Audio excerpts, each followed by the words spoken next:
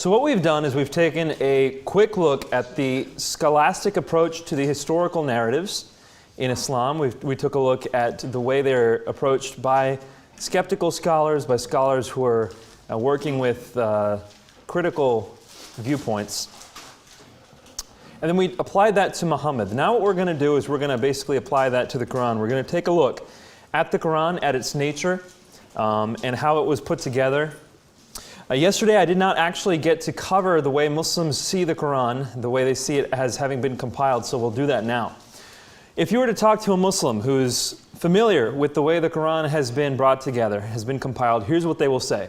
They will say Muhammad received orally dictated to him through Gabriel the Qur'an. So Gabriel would come, recite it to Muhammad, Muhammad would receive it, and he would then dictate it to scribes. So scribes, amanuenses, whatever you want to call them, would write down whatever Muhammad said. This they would write down on either stalks of palm leaf or on bones or stones or what have you. They would write down these verses however they could. And then when Muhammad died, Abu Bakr, the next Khalifa, or his successor, the first Caliph, the first Khalifa, he ordered all of these within the first 2 years of his caliphate to be collected. All these stalks, these stones, these bones, what have you. And also, he had Muslims recite these Quranic verses from memory to verify the sources, and all of the Quran was then compiled in the form of a book. So during Muhammad's life, you had it all written down in various places, you had it memorized by people, and then when Muhammad died, the next caliph came, consolidated it into a book. However, that Khalifa Abu Bakr did not spread the book. He just had it written down. It wasn't until about 17 years after Muhammad when Uthman, the third caliph, the third successor of Muhammad, he received complaints from Muslims all around the Islamic Empire who were disagreeing about the Quran. At this point, Uthman ordered for that book that Abu Bakr had compiled to be brought back, and for people to come back, and for all the manuscripts that people had in their possession to be brought back. From that book, a committee was put together, led by a man named Zayd ibn Thabit. Zayd is an important name, Z-A-I-D. Ibn, I-B-N, and Thabit, T-H-A-B-I-T. Zayd ibn Thabit comes together and puts a committee and takes a look at the book that was compiled under Abu Bakr, modifies it, writes it according to the dialect of the Quraysh, the people in Mecca, and then he takes all the other sources, everything that was out there, all the other writings, everything, and he burns them, he destroys them. He makes 5 copies of the book that he made and sends them out to the various Islamic provinces. Now that's the general contour of the compilation of the Quran that most Muslims will agree to. There are some differences that some people have. For example, was it Umar, was it Uthman who first decided to make one final version? Was it 5 books at the end? Was it 7? Was it 3? Where were they sent out to, etc.? But generally speaking, that contour is accepted by most Muslims. Any questions on the Islamic view? And yes, you heard me right. They do think that all the sources of the Quran before Uthman were burnt and destroyed. And just those 5 remained. I was just going to ask that about Abdullah bin Masud, if they believe that his stuff... We'll be talking about that. It's a good question. So what we're going to look at then is we're going to juxtapose that basic understanding of the Quran with a more critical approach to the Quran. For those of you who might wonder, most of what I just gave you, the view of how the Quran was brought together, is found in Sahih Bukhari, book number 61. Book number 61 is about the collection of the Quran, for the most part. So when we take a look at the Quran here, what we're going to be talking about first is the societal context. What was Arabia like at the time when the Quran was being composed? Early history, we're going to take a look at these 2 interesting points here, the ahruf and abrogation. Then we're going to talk about early disputes of the Quran. We're going to talk about Ibn Mujahid. and the Qira'at. You'll learn about what the Qira'at are. And then finally, we're going to end with today's Qur'an, and then a look at the Qur'an as an oral text. So this is what we're about to cover. Before I delve into this, I just remembered someone had asked me to talk a little bit more about the satanic verses. Do you mind if we do that real quick before going forward? So the satanic verses, as we had mentioned earlier, are verses where Muhammad talked about you can accept Allat, al-Uzza, and al-Manat as the exalted cranes. Here's how they read. Have ye thought upon Allat, al-Uzza, and Manat, the third, the other? These are the exalted Gharanik, whose intercession is hoped for. Gharanik being translated cranes. The verse I told you where Allah said, don't worry, this has happened to prophets before you, that is still in the Qur'an. That's chapter 22 of the Qur'an, verse 52. It says, never sent we a messenger or prophet before you, but when he recited, Satan proposed in respect of that which he recited thereof. In other words, whenever that prophet would say something from me, Satan would try to throw something in there. But Allah abolishes that which Satan proposes. Then Allah establishes His revelation. Allah is the all-knowing, the wise. So this verse in the Quran comforts Muhammad, saying, don't worry, this has happened to you before, I'll take care of it.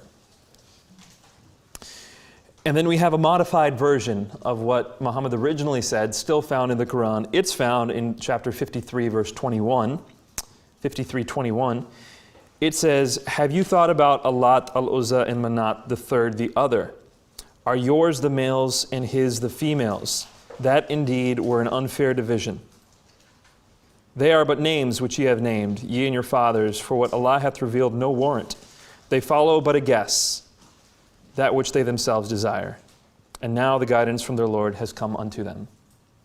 So you can see this is the stuff that's still found in the Quran. But read Shahab Ahmed's dissertation to get more on that. Okay, back to the Quran. Let's look at the social context in which the Quran was written.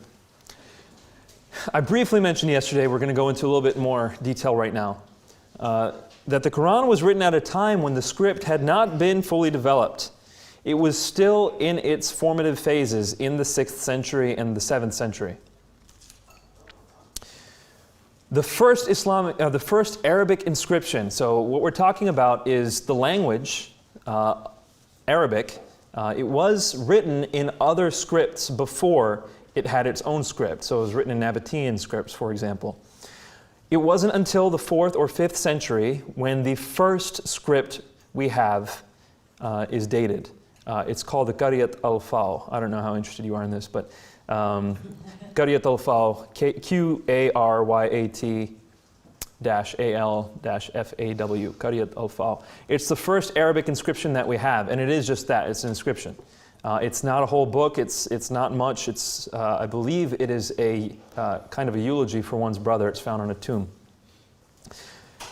You do not have clear Arabic here. You still have Nabatean influences. In the 5th century, you get three Arabic inscriptions, which are a little bit more Arabic in nature. By the time the 6th century comes around, you're just beginning to get these Arabic writings. It's interesting to note, by the time the Quran comes, there is no literature in Arabic. None. There are no literary works at all. You do have poems, and you do have things that are called books, but they're not written, they're spoken, they're oral, and they're passed down orally. There was no prose per se, as we would understand it. There was plenty of oral poetry, but it was not written. And this is understood. By the time the Quran comes around, you still have a script that is very defective. It cannot capture the entirety of the Arabic language. And in fact, that's what it's called in scholastic treatments. It's called the scriptum defectivum. It just simply could not capture Arabic. Here's a look at some of the earliest Qurans that we have. This script is called Kufic script. If you compare it with the modern Quran, you'll see that the letters are all disconnected. There's not much connection between the letters. These red dots that you see are added later. These red dots, these are added later. These were not part of the original script. Those are called nukat, and they're extremely important because check it out. Some of these letters look very similar to one another. Some of these letters, you can't quite tell what they are unless they have a dot to distinguish it from other letters. So for example, you can't really tell the difference between a fa and a kaf. You would have to have some kind of parallel oral tradition in order to be able to read this. That is one of the first types of script. Here's another early type of script. This is called the Hijazi script. It's just not able to capture a lot that Arabic has. For not just the nukat, but also the vocalics. If you read Arabic today, you'll see that there are lines above and below some of the letters, and it tells you how to translate or how to read some of these letters. They did not exist at this time because the script had not been codified, the methods hadn't been invented and implemented universally. So what you had then was early on, these were used basically as reminders for an oral text. This was used to basically remind people what ought to be read. This itself was not considered the Qur'an. But we're getting ahead of ourselves. At the very least, we can say that the scriptum defectivum at the time did not allow for fully capturing the Qur'an.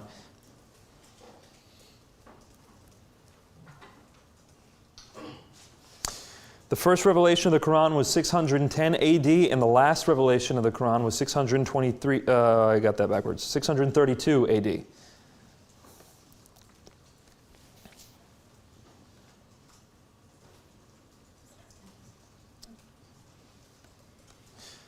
And as we said, this is the term that's used often for the Qur'an. In scholarly literature, they'll call them aids memoirs. These were mnemonic aids to help you remember what you learned of the text orally. An interesting fact about the Qur'an is that according to the Islamic sources, Muhammad considered the Qur'an fluid in a sense. You could read certain verses in multiple ways. This is called a harf, or in plural it's called ahruf, which you see up top there. Here's a hadith about the ahruf. Jibril, or the angel Gabriel, recited the Qur'an to me in one way. Then I requested him to recite it in another, and continued asking him to recite it in other ways. And he recited it several ways until ultimately he recited it in 7 different ways. You might be asking, what in the world is going on? And in fact, a lot of Muslim scholars still ask that question. They really don't know what the ahruf are. But here's another hadith which might shed some light. Umar ibn al-Khattab. Now this is the second caliph. This is the second successor. Most Muslims say he's guided by God. Umar ibn al-Khattab narrated, I was sitting in the masjid when I heard Hisham ibn Hakim recite Surah Al-Furqan. I was almost about to jump on him in his prayer, but I waited until he finished. Umar is known to be very hot-blooded, by the way.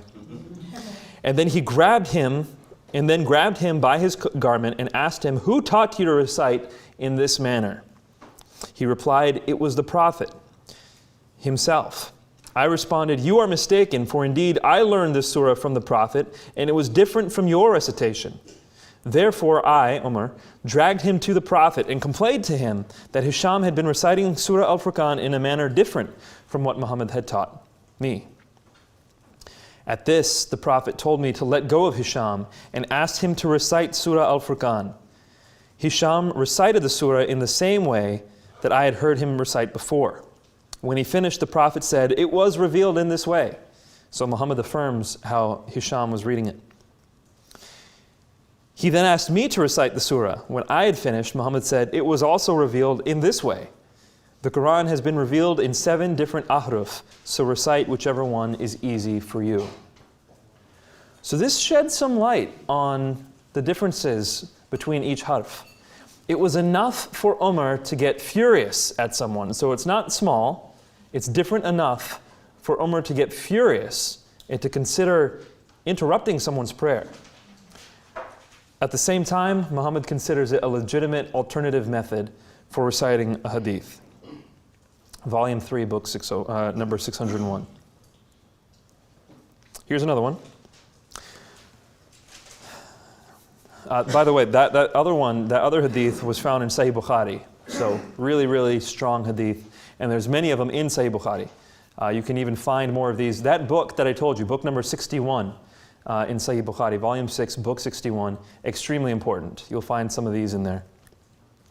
This hadith, I've had trouble tracing it to an original source, a primary source, but I've seen it quoted in multiple second sources. This source, where I got this from, was from an imam named Ayatollah Khouy.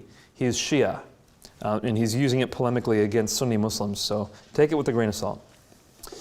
According to this hadith, it says, the messenger of God used to dictate to him, Sami'un Alim, or Azizun Hakim, or something to that effect. By the way, if you get familiar with the Qur'an, you'll see that at the end of various verses it says, and God is all-knowing and wise, or God is the beneficent and the merciful. It just ends with these epithets for God. Here it's saying that the messenger of God used to dictate, Sami'un Alim, or Azizun Hakim, these are various epithets, or something to that effect, used as a verse ending. The man would sometimes inquire, speaking of a scribe, the man would sometimes inquire from the messenger of God, saying, is it Azizun Hakim, or Sami'un Alim, or Azizun Alim? In other words, what was the ending you just said? Which one should I use? And the messenger would say to him, whichever you write is all right. In other words, go ahead and write whatever you want. The sources, by the way, are condemning this man for being infatuated with the fact that he could choose the words of the Qur'an. This man would then go around boasting, I am able to write verses of the Qur'an, and the sources are condemning him. But it gives us a little bit more insight into the ahruf. There's variability in some of these endings here. There's variability, which is okay. There's some fluidity here in this text. And that draws an important distinction to what a lot of Muslims claim about the Qur'an. When they say that it is, even at this day, exactly as it always was, well, what does that mean? What does that even mean when there was this degree of fluidity in the text? We'll revisit that soon. So those are the ahruf. Like I said, Muslim scholars have been wrestling with the ahruf ever since Muhammad's time, and they've come up with various explanations. Some other people say that the ahruf are synonyms. In other words, you can recite one word for another word as long as it means the same thing. And this is found in hadith as well. There are various hadith which say, as long as you don't replace justice with mercy or mercy with justice, say whatever you like. And Muhammad says that of the Qur'an. There's lots of hadith that say that. This is found so deeply in the hadith that people are not able to throw them out. Shia tried to, but Sunnis don't throw them out. There was one Sunni scholar who spent over 30 years of his life trying to figure out what the ahruf are. And by the time he was done, he still wasn't sure. So, very, very interesting. There is another phenomenon in the Qur'an which accounts for a lot of interesting difficulties when we talk about the original text. And that is abrogation in the Qur'an, the doctrine of abrogation. We introduced it yesterday. Here's what it says in chapter 2, verse 106 of the Qur'an. None of our revelations do we abrogate or cause to be forgotten, but we substitute something better or similar. Knowest thou not that God hath power over all things? Chapter 16, verse 101 has a similar statement. And how this has been used classically in Islam is to say that Allah revealed certain verses and then He replaced them with other verses. Muslim scholars, traditionalists, have taken these verses and have tried to categorize them. And they will say there are three different types of abrogation. The first type is abrogation of both verse and command. In other words, there was something that was part of the Qur'an, and now the verse is gone and the command is no longer imputed to Muslims. That's one type. Another type of abrogation is abrogation of verse but not command. The verse is not found in the Qur'an, but the command still applies to Muslims. And the third type is abrogation of command but not verse. The verse is still in the Qur'an, but you don't have to follow it anymore. These are three separate types of abrogations that Muslim scholars have come up with. They're not, that's not laid out in any of the hadith or in the Qur'an itself. It's something that they've extrapolated from the hadith and the Qur'an. What is interesting here is the idea that there were verses in the Qur'an that are no longer in the Qur'an. So we're not worried about that third type of abrogation. where the command no longer applies, but the verse is still found. Theologically, that's interesting, but when we're talking about the Qur'an and its composition, what matters to us is verses which were at one point part of the Qur'an, which are no longer a part of the Qur'an. Let's take a look at an example. This is found in Sahih Muslim, number 2286. It's a long one. Abu Harb bin Abu al-Aswad reported on the authority of his father that Abu Musa al-Ashari sent for the reciters of Basra. They came to him and they were 300 in number. So these are 300 people who recite the Qur'an. They teach the reciting of the Qur'an. They recited the Qur'an and he said, "You are the best amongst the inhabitants of Basra, for you are the reciters among them." So good on you for reciting the Qur'an. You're the best of the people there because that's what you do. So continue reciting it. But bear in mind that your reciting for a long time may not harden your hearts as were hardened the hearts of those before you. We used to recite a surah, so now he's saying don't make the same mistake we did. We used to recite a surah which resembled in length and severity Surah Barat. I have, however, forgotten it, with the exception of this, which I remember out of it. If there were 2 valleys full of riches for the son of Adam, he would long for a 3rd valley, and nothing would fill the stomach of the son of Adam but dust. Well, this verse isn't found anywhere in the Qur'an. So what this man is saying is there's a surah that used to be as long as a Surah Barat, which is a long surah. And he forgot it, and what he remembers out of it is not found in the Qur'an anymore. And we used to recite another, so now he's talking about another surah. And we used to recite a surah which resembled one of the surahs of Musabbihat. And I have forgotten it, but remember this much out of it. O people who believe, why do you say that which you do not practice? And that is recorded in your necks as a witness against you, and you would be asked about it on the day of resurrection. 2 chapters, according to this hadith from Sahih Muslim, an important compilation. 2 chapters of the Qur'an which are not found in the Qur'an today. And he's saying they are long chapters. Bukhari gives us some more. Book 82, number 817. Allah sent Muhammad with the truth and revealed the holy book to him. And among what Allah revealed was the verse of Rajam, which is the verse of stoning a married person who commits illegal sexual intercourse. And we did recite this verse and understood it and memorized it, and Allah's apostle did carry out the punishment of stoning, and so did we after him. Well, guess what? The verse of stoning is not found in the Qur'an anymore. Umar is recorded as having said, again, this is Umar, hot-blooded Umar. He's recorded as having said, as a caliph, as a khalifa, he said, if I could write down this verse into the Qur'an with my own hand, I would, if people wouldn't accuse me of having altered the word of God. Umar was so certain that this verse should be part of the Qur'an that he would have written it in had he not run the risk of being condemned for altering the word of Allah. There's a lot more on this abrogation, by the way. If you have a Yusuf Ali translation of the Qur'an, all you have to do is go to chapter 33, verse 6. And in the footnotes, it will say, Ubay had a different set of words that he used. Sahih Bukhari, by the way, Ubay ibn Ka'b, which Yusuf Ali is referring there, he was listed by Muhammad as one of the 4 best teachers of the Qur'an. So here you have a man, Muhammad has said, if you're going to learn the Qur'an, learn it from one of these 4. That man recited words in his Qur'an which are not in the Qur'an today. Sahih Bukhari refers to him and says explicitly that Ubay ibn Ka'b recites portions of the Qur'an that we do not recite, and he will not leave it for anything whatsoever. So he's certain that there are words in the Qur'an that other people didn't recite, and he won't leave it because he heard it from Muhammad himself.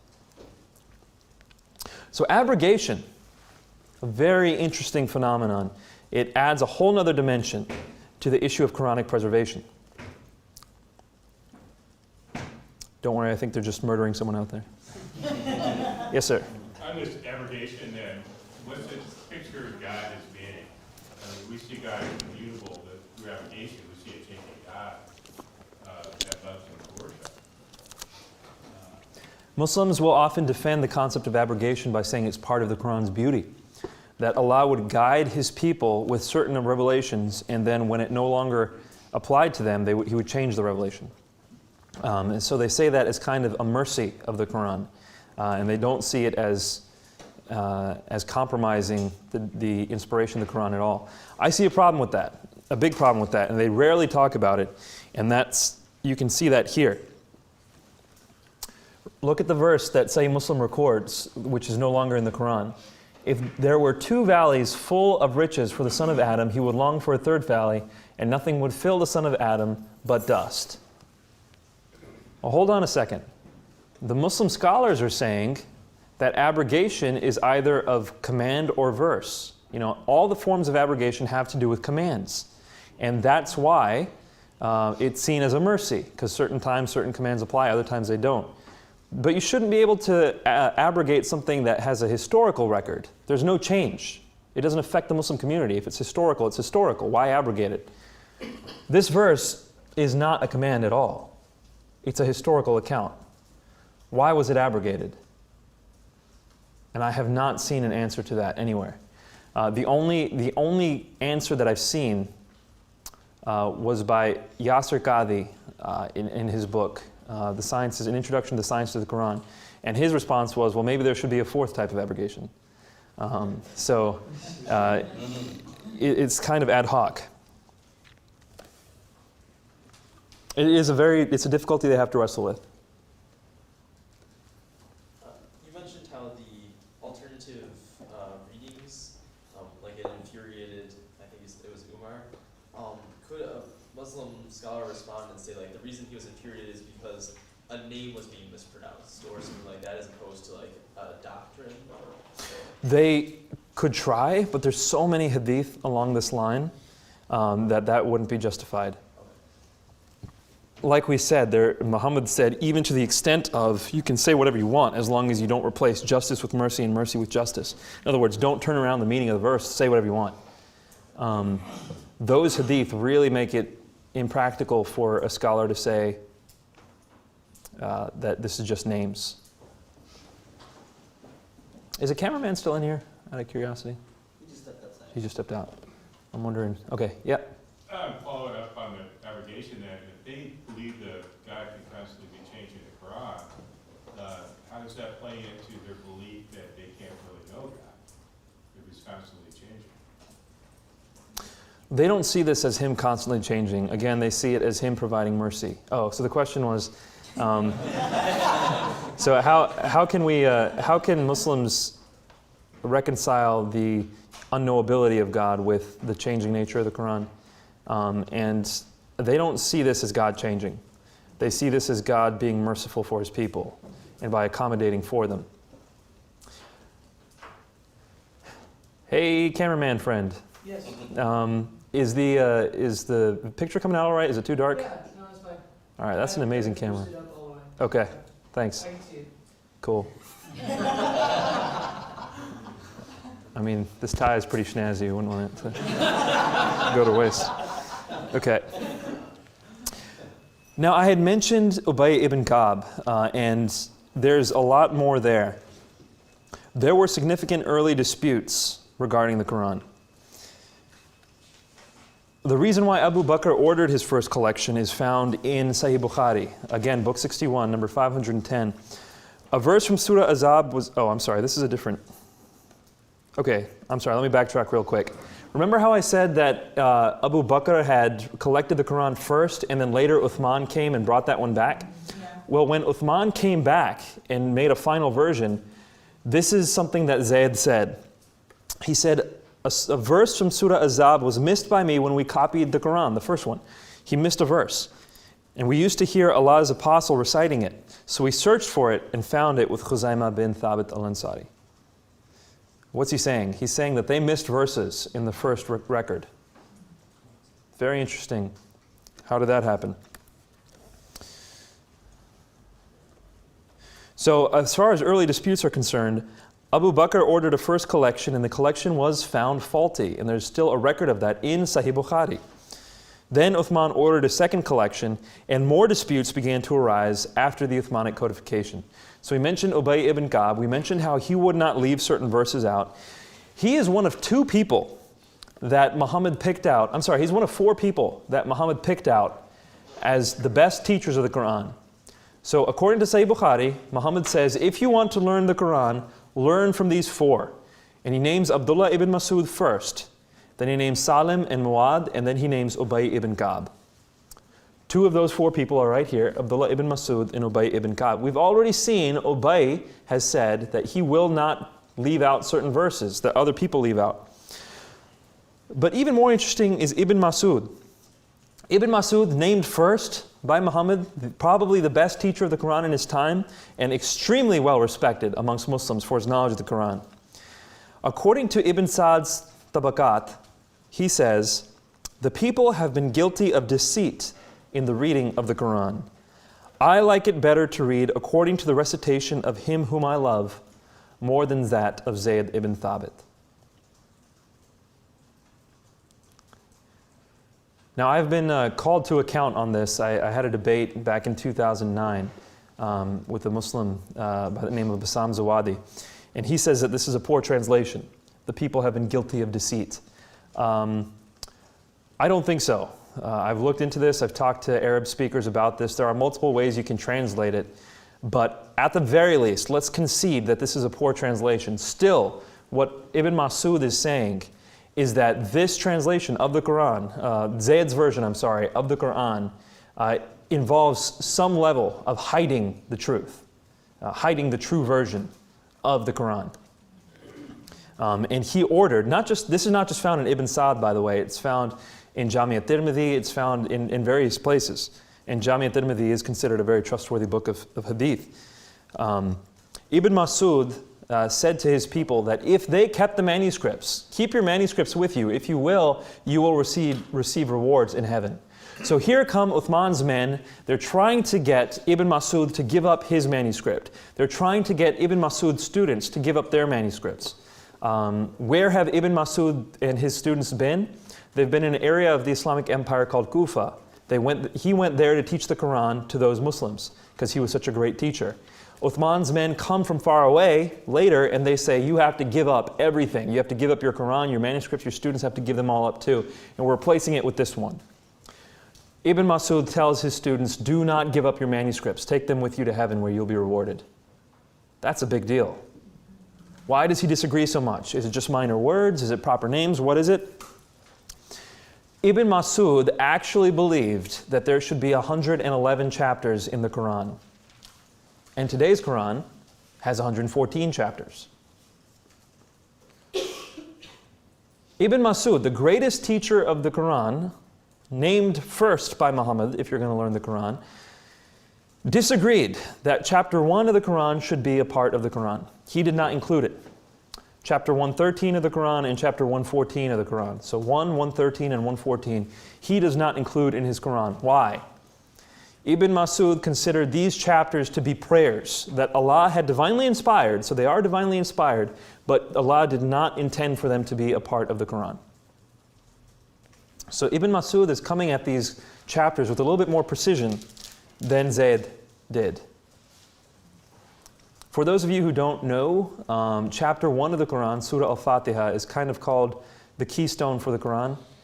7 verses, and it's understood to be basically an introduction to the entire Quran.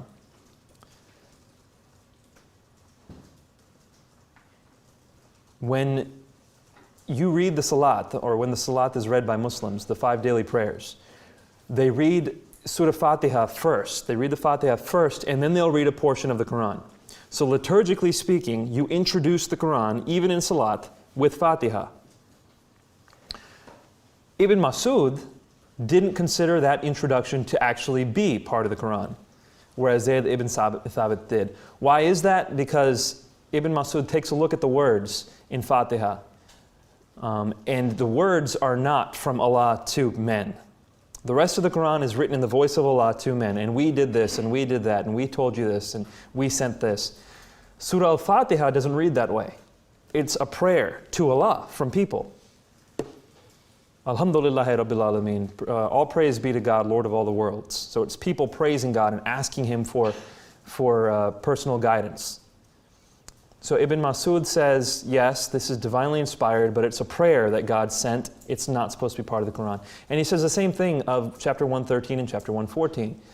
Now chapter 113 and 114 are virtually all written in the voice of people back to Allah as well.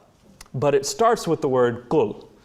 So Surah Al-Falaq, chapter 113, Surah Al-Nas, chapter 114, starts with the word qul, say, and then it's a prayer. Ibn Mas'ud said these are supposed to be prayers, not part of the Qur'an. Ubay ibn Ka'b, on the other hand, says not only are these chapters supposed to be part of the Qur'an, but two other chapters are supposed to be part of the Qur'an. Al-Haft and Al-Khal. Now, Al-Haft and Al-Khal, one of those chapters is still recited by Muslims today. It's recited during the prayer that is offered after the last prayer of the night. So Isha is the last prayer of the night. It's the last of the 5 obligatory prayers. But then there's another prayer which most Muslims consider obligatory, though not quite as obligatory as the other 5. And it's called the Witr prayer. And during that Witr prayer, you recite this chapter. So Muslims still recite it even today, but they don't consider it part of the Quran. Ubay did consider it part of the Quran. What is interesting here? I'm not saying that Zayd was wrong and one of these other two were right. That's not what I'm saying. What I am saying is that there is disparity amongst the chosen teachers of the Quran. How can we be certain that Zayd is the one who got it right? And if he is the one who got it right, why are the teachers that Muhammad chose wrong? And why are they wrong in such a disparate fashion? Why was there so much disagreement here? Interestingly, there is some agreement between Ibn Mas'ud and Ubay ibn Ka'b over Zayd ibn Thabit. What do I mean by that? Well, they both included the verse of stoning in their Qurans, and Zayd did not.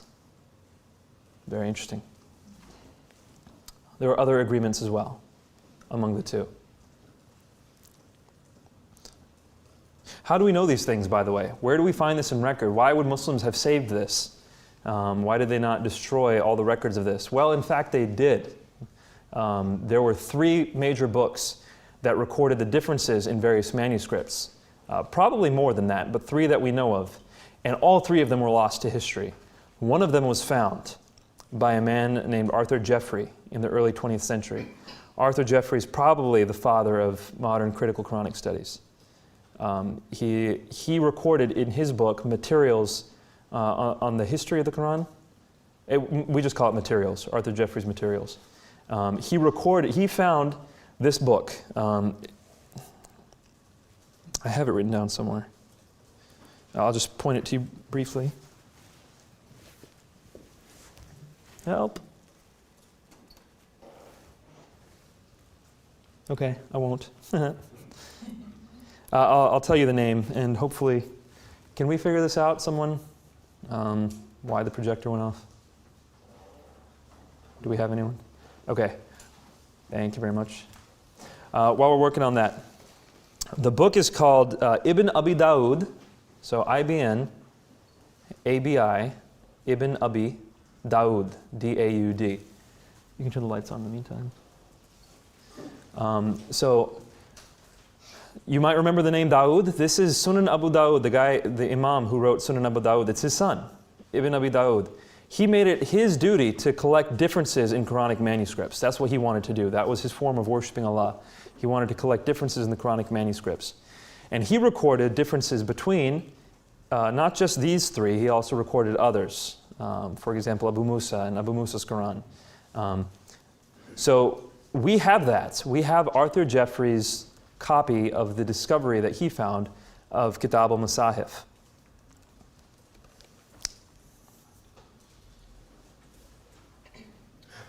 Projector turned on. Okay. So I have to wait for it to turn on. Okay. Any questions, by the way, at this point? Yes, sir. Going back to abrogation, how do they reconcile that with the idea that there's an eternal tablet in heaven with the word Quran written on it? I have not seen. So the question was, how do we reconcile the fact that abrogation occurs alongside this tablet? I have not seen a good explanation.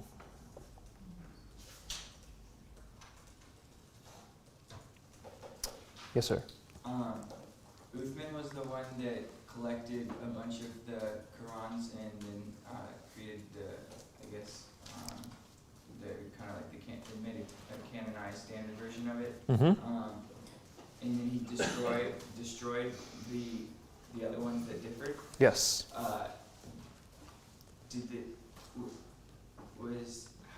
How was that received by the people who would see those as, authentic Qur'an? So that's a good question. Why is it that he was allowed to do this? I will tell you that Uthman was not well received by most Muslims. They didn't like him.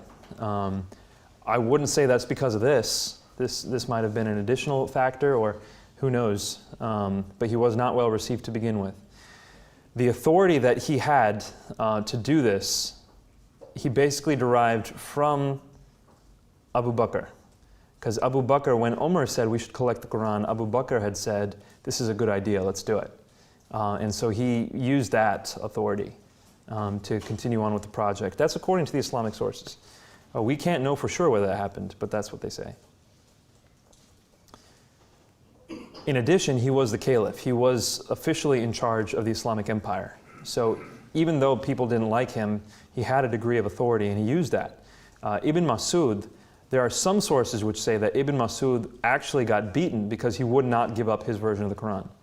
Ultimately, he did give it up. Whether or not that's accurate, I'm not sure. I haven't actually seen that written. I've heard that that's in the sources. Regardless, Ibn Masud was very much opposed to this version of the Quran. And the power that Uthman had to exert over him was significant in order for him to ultimately yield. Yes, sir. Can you the IBN, can you respell that full name again? Yeah, so it's Ibn, IBN, Abi, A-B-I,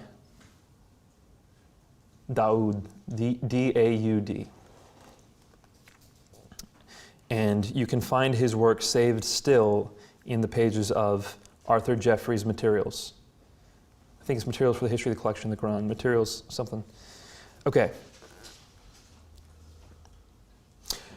Now, in order to understand the extent to which early Muslims differed from modern Muslims will tell you the Quran has never been changed. We have all of it down to a exact dot. Nothing has been changed.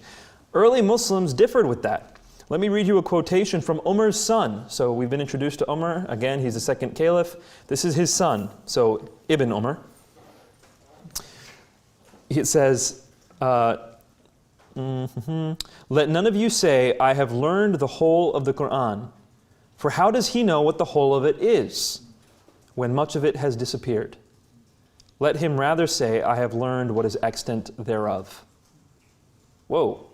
Umar's son is saying, don't say you know the whole Qur'an. How do you know what it all is? A lot of it has been lost. This is found in Kitab al-Fada'il.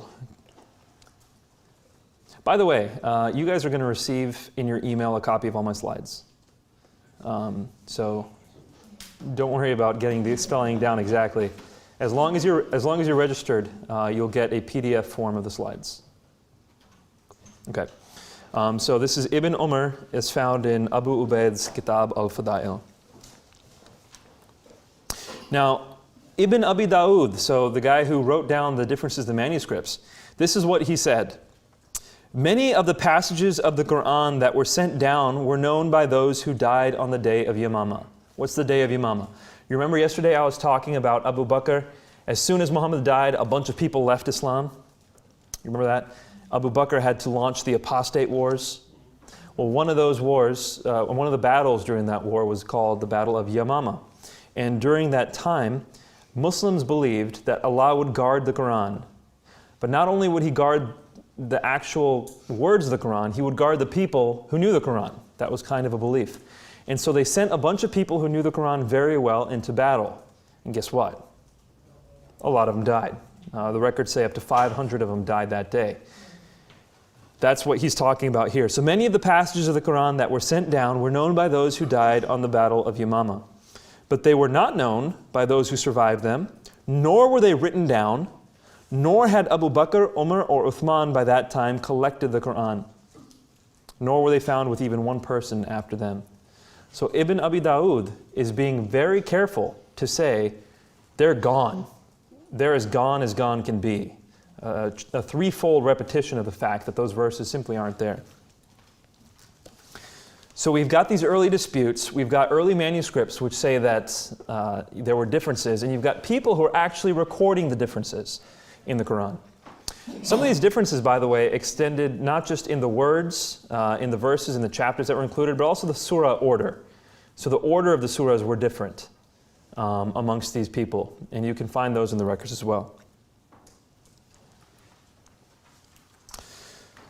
Any questions so far? Yes? How many years after Muhammad's death was it when this gentleman made that statement? Ibn Abi Dawud? Yeah, the son of the... So Sunan Abu Dawud was, Abu Dawud, his father. Okay, the question was, when does Ibn Abi Dawud write? We remember the Imam who wrote Sunan Abu Dawud. He died at the end of the 9th century. So this is probably late 9th, early 10th century. Yes, sir. So you're saying we get it, the verses have changed, the people are saying there's changing, and then you said there was one other change that showed that they shifted? Said just a moment ago. I said that the surah order, Sir, thank you. yeah, so the order of the chapters in the Quran are different. Now remember how I said that the verses, or the words in the Quran, the script wasn't able to capture all the Arabic, right? You didn't have the tashkil, you didn't have the nukat, you didn't have the vocalics and the dots. People would therefore read the Quran differently. They read it as they saw fit. They tried to follow oral tradition, but they began to read it differently. Over time, there were dozens and dozens and dozens, if not hundreds, of different ways to read the Quran. People began to read the Quran in all kinds of different ways because the script did not tell people how exactly to read it. These different ways to read the Quran were called qira'at. Today people will say, oh, they were simply different dialects. Well, that's not really true. There was more than dialectical differences in the qira'at. In the year 323 AD, a man named Ibn Mujahid limited the number of canonical qira'at. He said we should cut down the number of qira'at to 7. And so he eliminated the vast majority of qira'at and said these 7 are the ones that you can use officially. It's Ibn Mujahid, The year? 323 AD. So Ibn Mujahid at this point, it's argued that later Ibn Mujahid changed his mind and he allowed for 10 or maybe even more. But at least at first, he cut it down to 7 different ways to recite the Quran officially. Up until then, people were reciting it in many, many different ways as they had learned in their areas and as they could read it. Ibn Mujahid, when he cuts it down, after that point, if anyone read according to a previously accepted way, but no longer accepted way, he was punished. And we know this because a year later, a man named Ibn Shanabud, and you'll get the spelling for his name later. He tried to read the Quran according to an old qira'at, and he was beaten for it. This is just a year later, and he's trying to read the Quran according to ways that he had known since childhood, and he was beaten for it. I consider this to be one of the 3 major milestones of the development of the Quran. So the first was the codification by Uthman. The second was this, Ibn Mujahid's recension down to 7 qira'at. Over time, by the way, each of these qira'at developed multiple ways of being read. So Keith Small, who's a scholar out of London School of Theology, he has said that there were ultimately 10 qira'at that were each read 8 different ways. 10 qira'at that were each read 8 different ways. And so what you have is someone's qira'ah read according to someone's reading. 80 different ones, ultimately, by the time 1924 rolls around. So in 1924, there are 80 different ways to read things. 10 major qira'at, 8 different ways to read them. In 1924, Muslims published the first printed Quran. Up until this point, there was no printed Quran except by Westerners, and even those Qurans were not really acceptable according to Muslims. And so the printed Qur'ans first happened in 1924. What happened was a committee of people came together in Cairo, and they chose an ancient-looking orthography. So basically something that looked ancient in writing. They chose one, and they used that. It wasn't really an orthography that existed before. They kind of made it for this purpose. And they used that for the printing of the Qur'an. They chose one of the 80 different qira, the one called Hafs an Asim. So it's the qira of Hafs as read by Asim. Hafs an Asim. They chose that one and they printed that. That Qur'an has become the common Qur'an today. 97% of the Muslim world uses that Qur'an. The other 3% uses another qira called Warsh an-Nafi.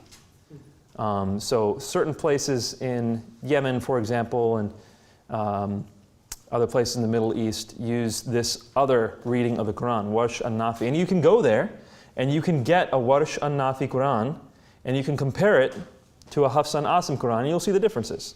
It's still there. Aside from these two qira, most of the rest of them are gone. They're eradicated. You can go to these academic institutions and talk to a scholar and they might be able to recount older qiras for you, but practically speaking, they've been eradicated. And there's mainly one, and I'm pretty convinced that the Warsh will be gone soon. It's just going to go out of public use because Hafs an Asim has pretty much taken over. I think that's the third milestone in Quranic development, the 1924 printing of the Royal Cairo edition of the Quran. When a Muslim looks at his Quran today, he is looking at the 1924 edition of the Quran. If you were to press a Muslim, or anyone for that matter, and say, when is the first, or what copy of the Quran, what manuscript do we have that looks exactly like this? What is the first one that we have that looks exactly like this? There is none. The first time we have a manuscript that looks like that is in 1924.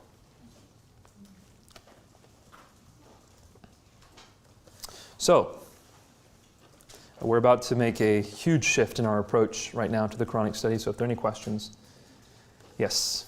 I guess practically, is this the sort of stuff that you bring up in a casual conversation? Or was this only things you, like you said before, you'd only bring up once you've established a pretty strong relationship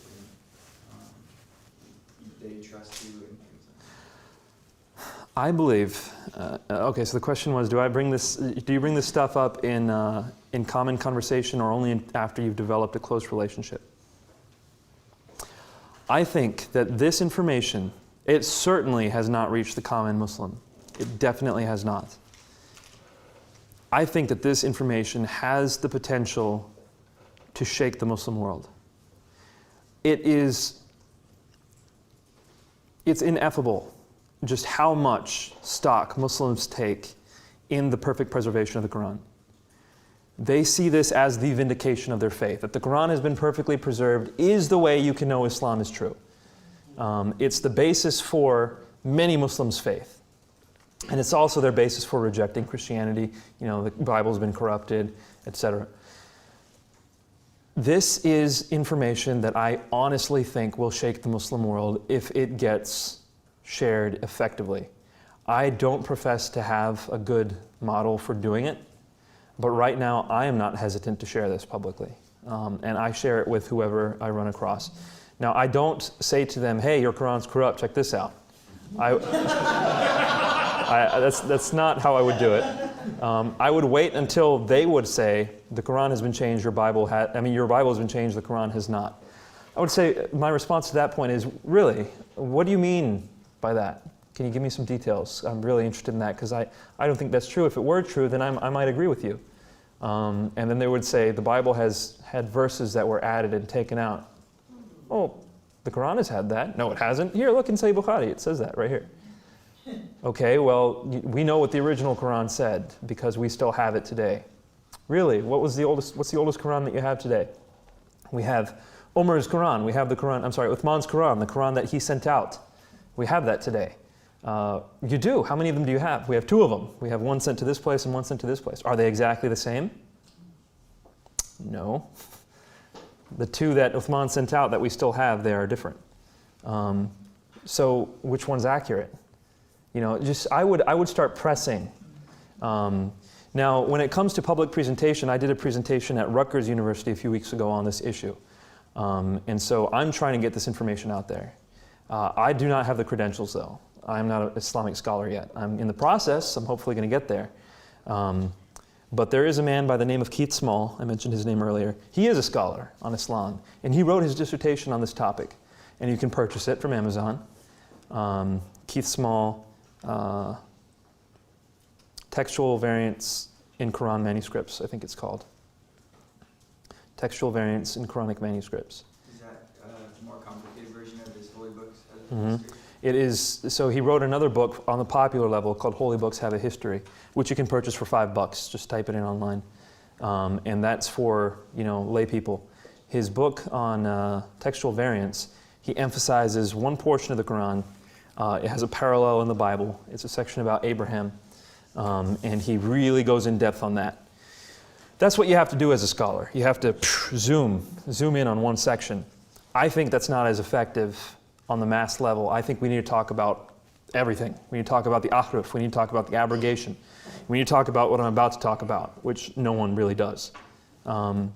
So, yeah. Definitely get Keith Small's book, Holy Books Have a History. It compares the variants in the Bible to the variants in the Quran. I spoke to Keith a few months ago, and I asked him, I said, what did you think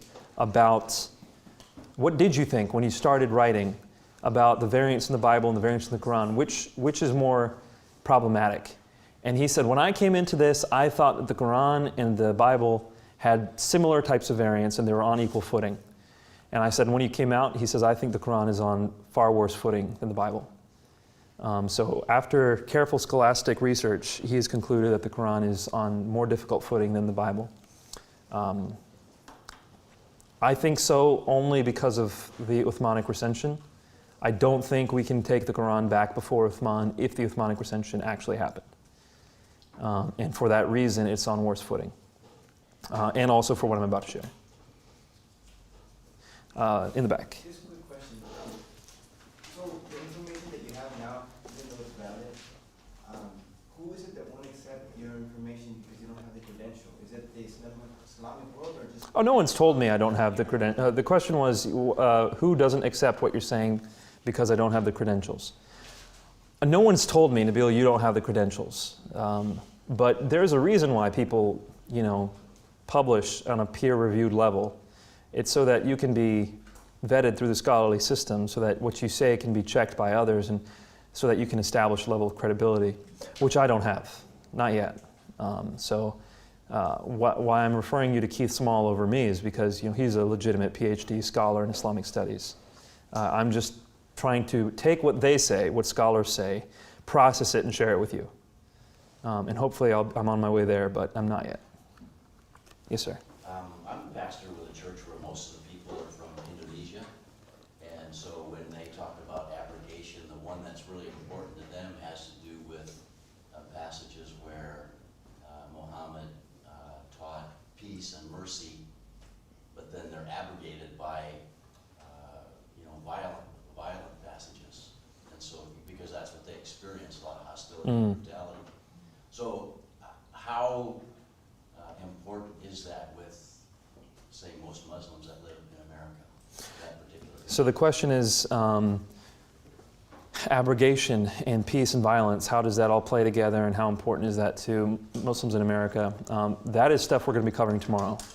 We're going to be going into issues of jihad, peace and violence, terrorism, Islam today, basically. We're going to be looking at that tomorrow. Yes? How did Muhammad die? How old was he? How did Muhammad die and how old was he? How about you write that question down? Let's deal with that tomorrow. Because I think we're on a good groove right now with the Quran. So let's keep going on the Quran. And then, are you going to be back tomorrow? No. You're not? Okay, well, we'll address that then. There's controversy on that issue. My friend David put up an interesting video on that. It's called Who Killed Muhammad? It's David doesn't mind being a bit inflammatory. You should go to his blog. Very, very interesting stuff. So he basically concludes that Allah killed Muhammad. And the way he does that, he says that Muhammad had said earlier on in his life that if Allah were to condemn a false prophet, he would sever his aorta. In other words, he would just drop him, kill him dead. And then Muhammad was actually, after he had defeated in battle a tribe of Jews, he was received in a reception by a Jewish woman. A Jewish woman from that tribe wanted to offer, a conciliatory dinner, and so she makes food. Nothing suspicious about that. Turns out she had poisoned the food. So Muhammad takes a bite of it. According to the sources, he takes a bite. He realizes that it's been poisoned. He says, Allah has informed me that the lamb is poisoned, or the lamb has informed me that it is poisoned. I don't remember. And he tells people to stop eating. Well, one of his friends had already really dug in, and he ended up dying. And so Muhammad called the Jewish woman, and he said, what is this you have done? And she said, I wanted to see if you were a true prophet. If you were, you wouldn't have eaten it. And if you were not, you would have eaten it. Well, he kills her, and then he ultimately, as he is dying, there's a lot of Muslim sources that say that this death was a result of that poisoning. He was at the time 62 or 63, and it says that the death was on account of the poisoning. And what's interesting, and this is what David points out, is that some of the Islamic sources say, as he was dying, he said, I feel as if my aorta has been severed. So I am quoting David Wood on virtually all of this. I haven't looked into the death of Muhammad that carefully. But I hope that answers your question. Unless you're going to be not here tomorrow, let's stick with Qur'an questions. Yes, sir, in the back. Regarding the 80 variants, from a literary perspective, do we know how much of a difference it would be? I mean, you're talking about shifting articles, or?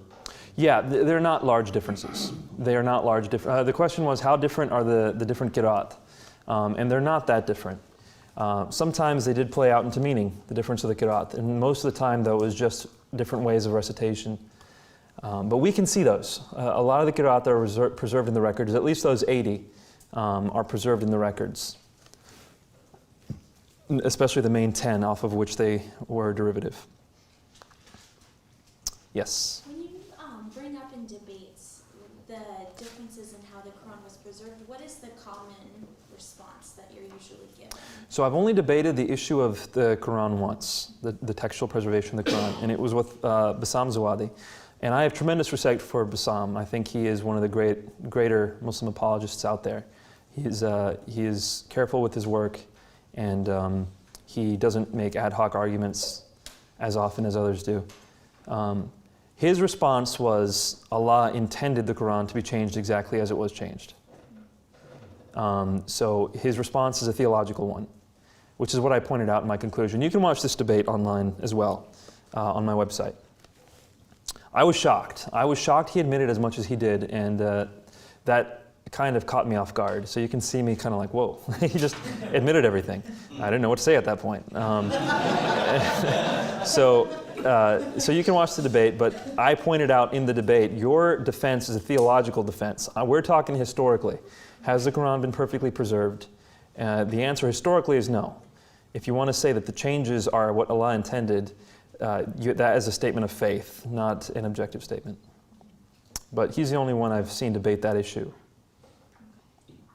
Yes, ma'am.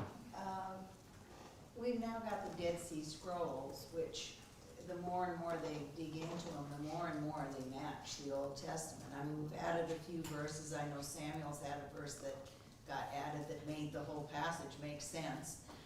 Just didn't end in mid-sentence. And so we're not probably as corrupted as the Quran. Now, how do Muslims answer that now when we're getting all this scientific information that are, at least the Old Testament from the Dead Sea Scrolls is pretty accurate?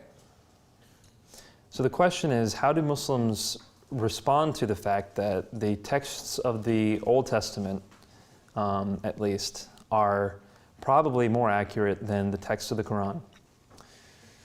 They don't think that. They will say that the text of the Qur'an was perfectly preserved because they will say Muslims had memorized the Qur'an. So many Muslims had memorized the Qur'an from the mouth of Muhammad that how could there have been any changes introduced? When it comes to statements like Ibn Abi Dawud's and Ibn Umar's, they will say, those are not from the Hadith, we can't trust those. So they'll often just throw them out, and they'll just point to the Bible as having been corrupted. On that note, this is a total aside, I'm giving you this for free. We were in, I'm not allowed to say where. I was somewhere a few weeks ago, and we uncovered, I think I can say who was there. I mean, Lee Strobel was there, Mark Middleberg was there, Dan Wallace was there, and it was basically a cache of manuscripts were found, and they're beginning to be vetted. Many of you may have heard that the first century manuscript of Mark was found. Have you heard that? That's awesome. First century, well, it hasn't gone through the process of dating by many scholars' hands. That's happening right now. But there is a very well-known paleographer whose credentials are unsurpassable, who said that he was certain that this is a first century document. Wow. Well, there's more to that story, but anyhow. There were also early 2nd century manuscripts of Romans, Luke, that were found in this cache. We were invited to come and uncover a new portion of the cache. And what I found, along with a friend of mine, Abdu Murray, he's an apologist from Michigan, was potentially the earliest Greek manuscript of Isaiah. Potentially 1st century BC or 1st century AD. So that's really cool. There is some really cool stuff getting uncovered right now. And the world of textual criticism of New Testament, Old Testament manuscripts is undergoing a quantum leap right now. You'll see this stuff coming out in the next few years. I did a paper on the Great School of Isaiah and 2 secular universities using carbon 14 dating dated at about 150 to 250 BC. The Greek scroll of Isaiah, 150 to 250 BC. Using carbon dating. Okay. What did the paleography put it at? Probably about 150. Okay. When was that? When was that? Yeah. It was, I think in 85. Interesting. Okay, I did not know about that. University of Arizona, and you can check it on Google Scholar. University of Arizona and one other, I think it was Bayer University off the top of my head, that did the dating of it. When we looked into the dating of Greek Isaiah manuscripts, we didn't see that. So perhaps that's there. Did it have a New Testament reference in it? I can't recall. Yeah, I think that was one of the distinguishing features of what we found, was that it had a reference to the New Testament in it. Not a reference to, I'm sorry. The New Testament referred to a verse that was here. So you have New Testament corroboration to a verse here. But anyhow, that'll be out in the next few years. Yes, sir. Yes, back to the original question from her. You said that Islam will say, well, we quoted it so often. Wouldn't the Jews say the same thing about the Old Testament or their Holy Scripture? Yes, but so the question was, don't the Jews also say that they had memorized portions of the Old Testament? Yes, but the Muslims don't really think that the Jews had memorized it as well as the Muslims had memorized the Quran. Yes, sir. Going back to what you said earlier about 2 of the Uthman's texts still being in our possession, these are the originals, these are copies, these are... So I'm not convinced that they are Uthmanic, and a lot of scholars are not convinced that they are Uthmanic, but Muslims generally are. They're called the Tashkent manuscript and the Samarkand manuscript. The Tashkent, I believe, is also called the Topkapi manuscript. And they're found in Turkey. And I think Samarkand is where the other one's found. There's actually a Turkish scholar or two Turkish scholars who went through and compared the differences, and they put out a book comparing the differences between the two. So Turkish Muslim scholars. So you can just point. One's in Turkey and where's the other? I think it's in Samarkand. Oh. So yeah, that's out there.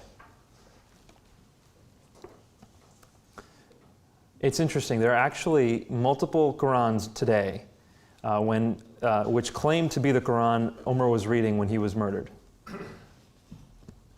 So it's like, okay, how many Qur'ans was he reading at the same time? Okay. All right, so what I'm about to... Yes, sir? Yeah, last question. I heard that Muslims believe the Old Testament is accurate, but the New isn't, or do they think the whole Bible is corrupted? Oh, they think the whole thing's corrupted. The whole thing? Yeah, so Muslims think both the Old Testament and the New Testament are corrupted. We'll deal with that a little bit more tomorrow. So what I'm about to give you now is, as far as the apologetic world is concerned, I have never seen this introduced in apologetics. I don't know why. This is a more or less cutting-edge conclusion, and I wrote my thesis on this at Duke. But it's going to take a moment for, if you want to really grasp it how I want to share it with you, it'll take some background. So I hope you don't mind.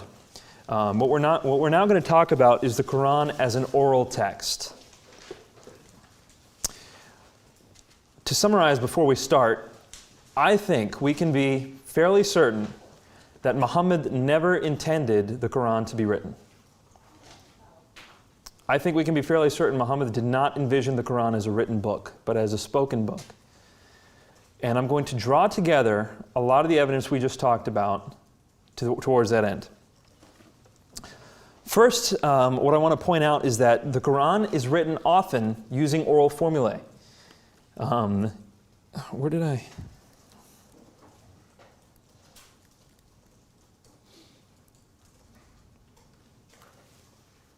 Did I skip? Yeah, I did skip something.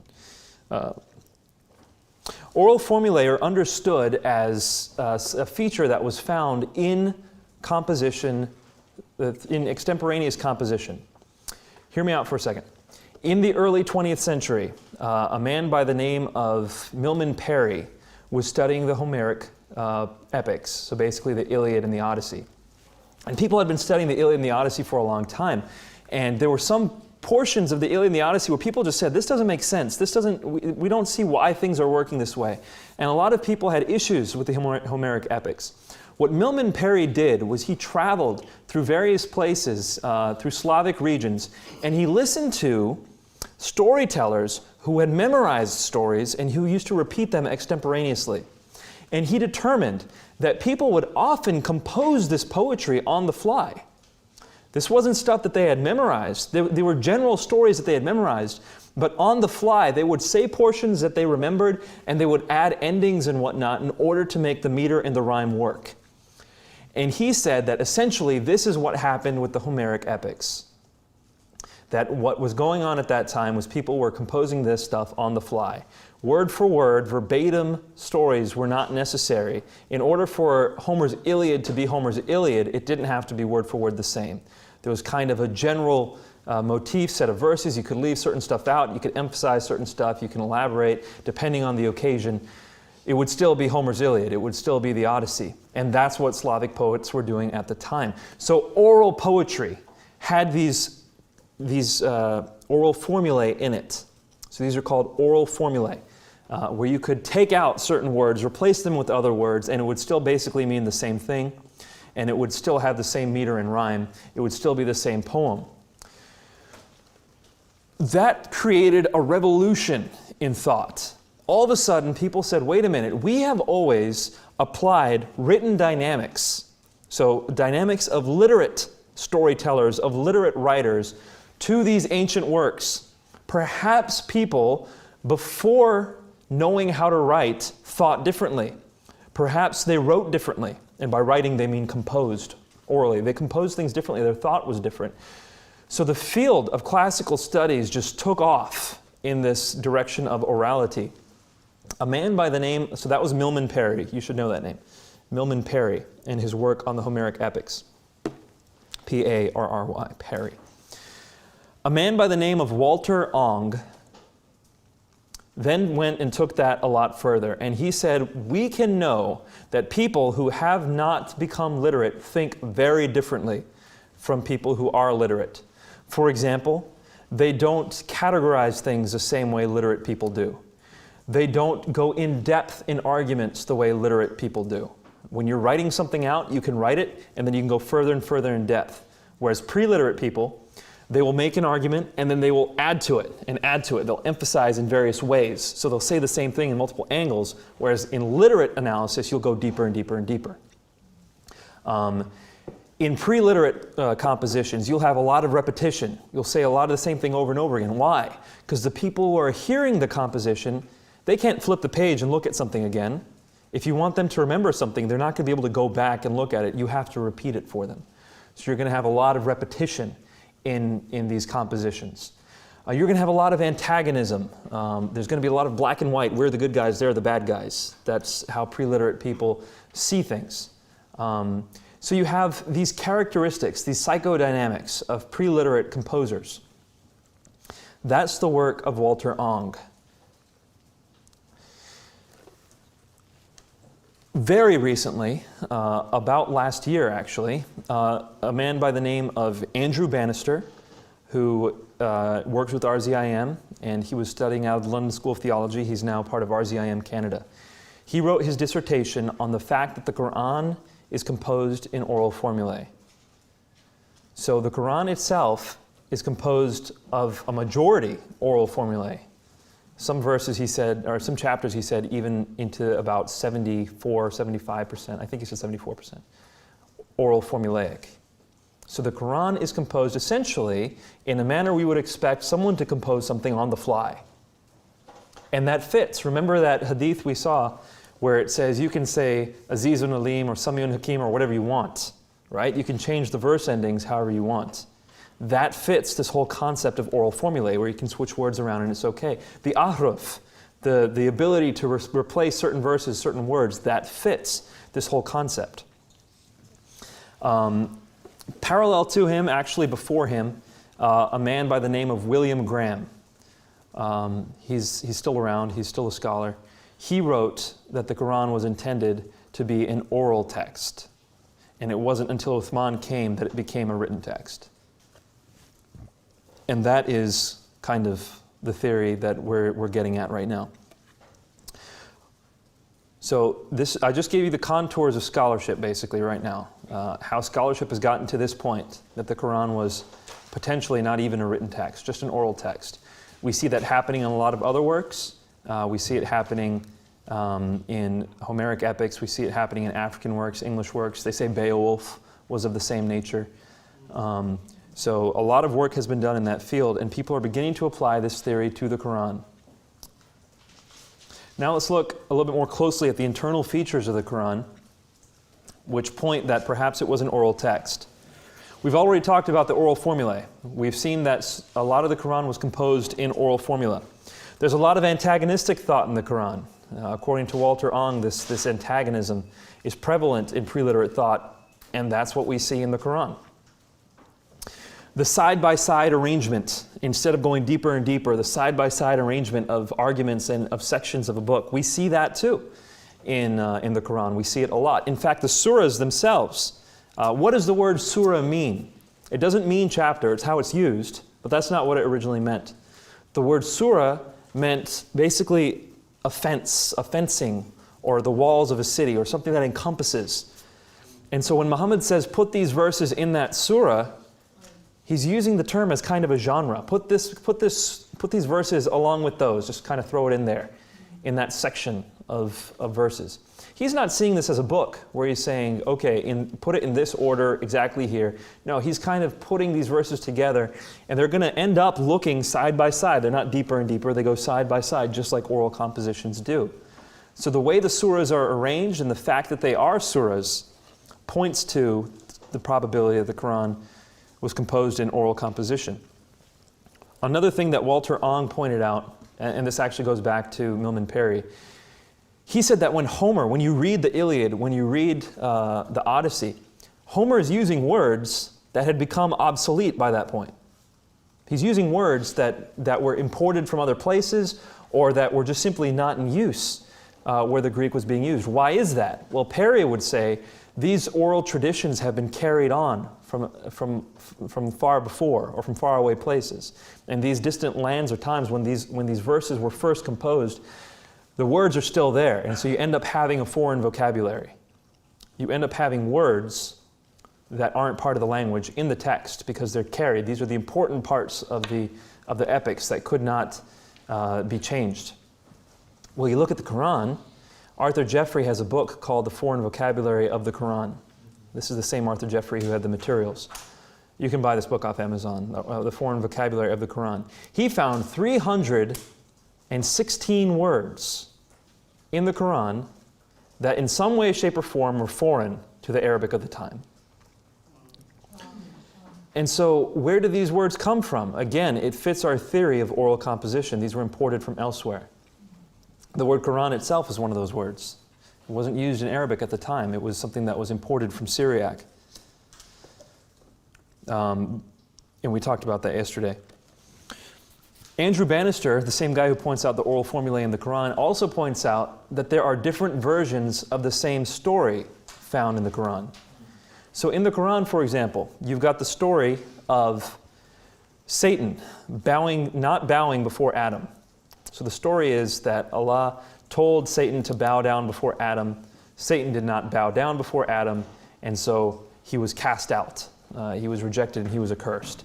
This story is found 7 times in the Qur'an. Well, each of the 7 has some differences. They're not verbatim the same. Andrew Bannister says these are performance variants. In other words, or potentially at least, performance variants. When Muhammad was recounting these, he slightly changed it each time, which was normal for oral composition. It wasn't expected to be verbatim. No one cared about verbatim precision. So essentially, Andrew Bannister's arguing this is the same story. It's not 7 different versions of the same story. This is the same story, but it looks different through performance variants. That's something we would expect of oral composition.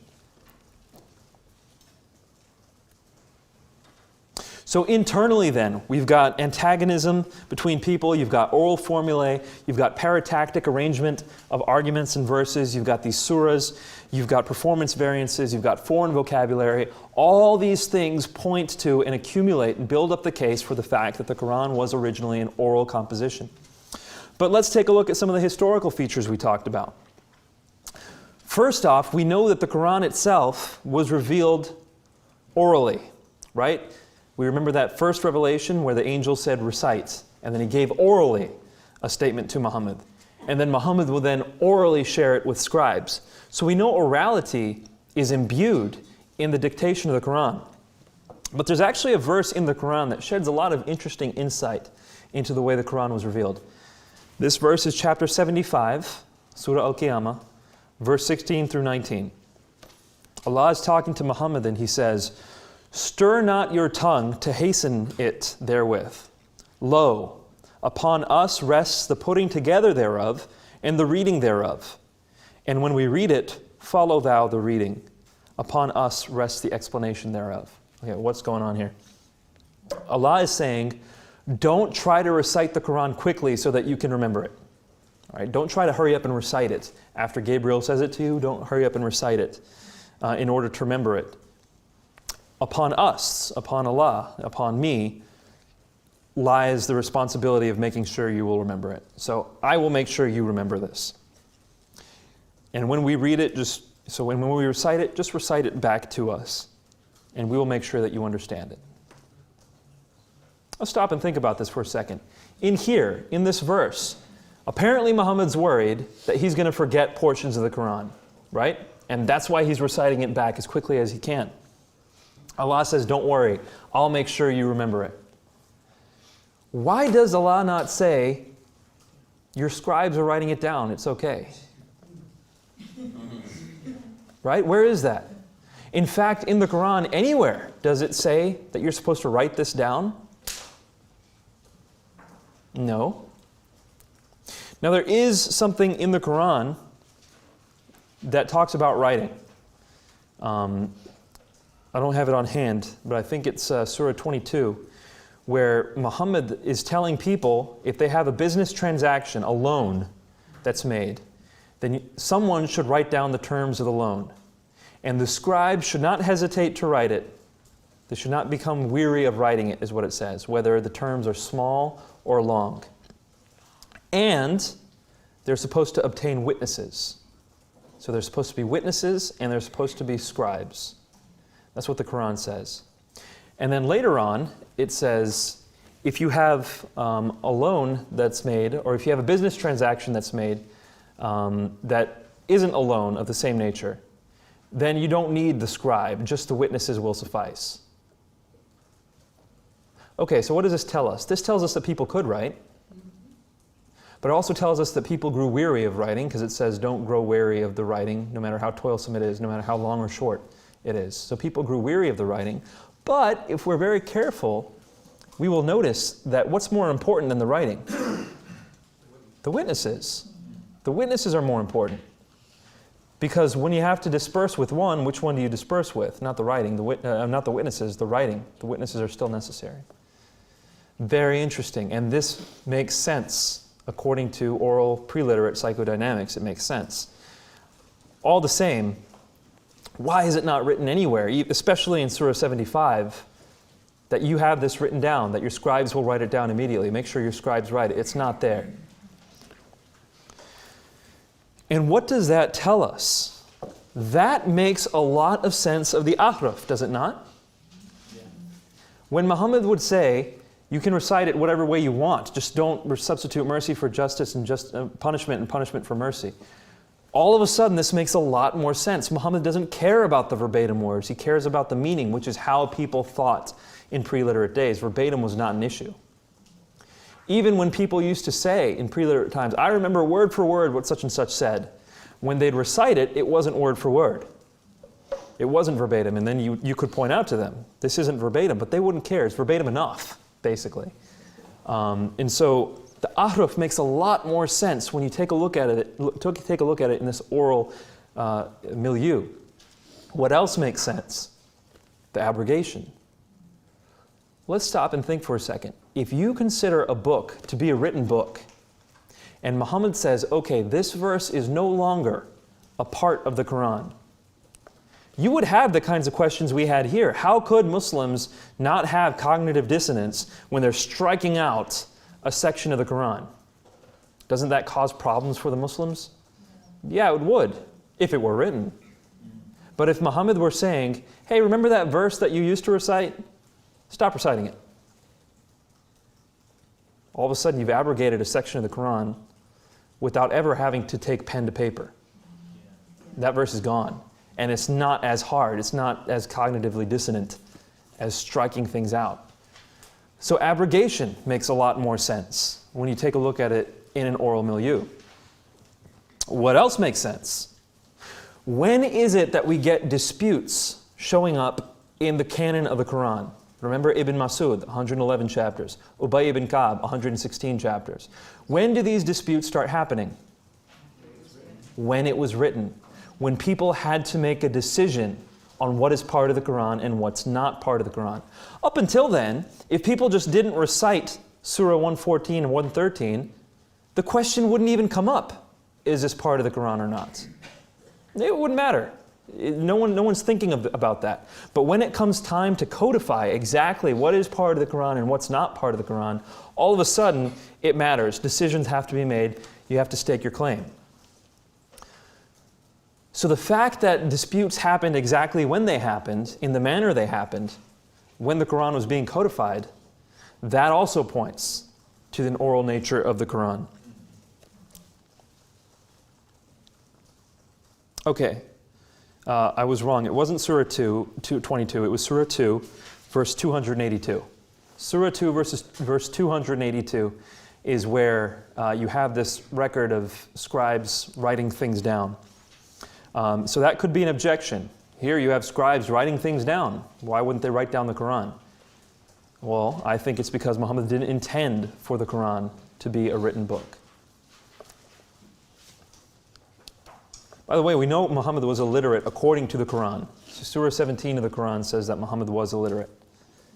And so Muhammad's illiteracy itself adds more weight to the fact that the Qur'an was an oral composition and it was intended for oral purposes. That's 2:17. Surah 17.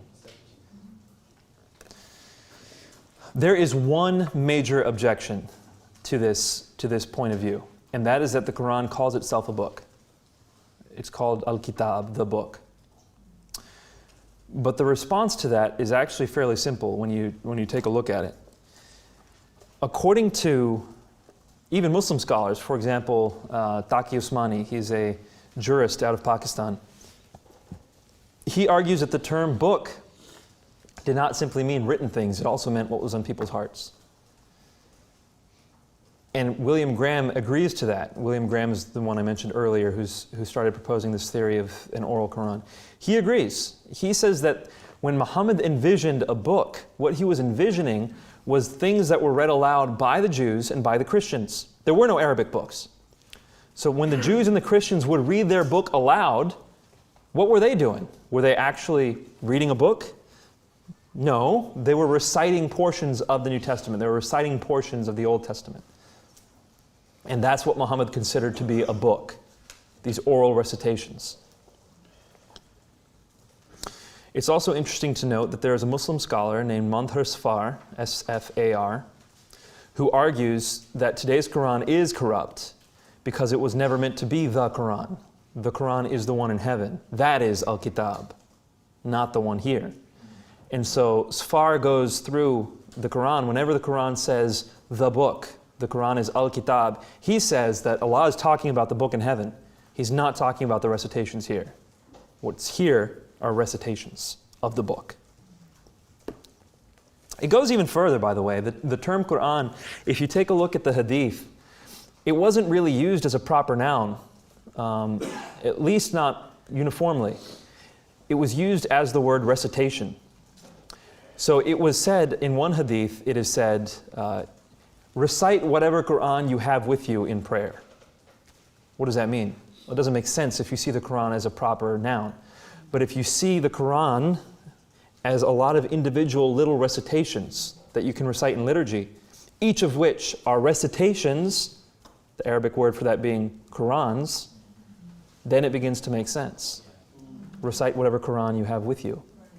Only after time did the Quran the book that we have, get called the recitation, Al-Quran. Before that, all of the little liturgical recitations, and they were all called Qur'ans. And that's another argument William Graham makes. So, this has not, by the way, made it into the realm of apologetics. I've never seen this argued anywhere.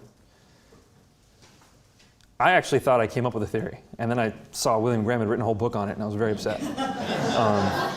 So, anyhow, the implications for this theory are that to simply state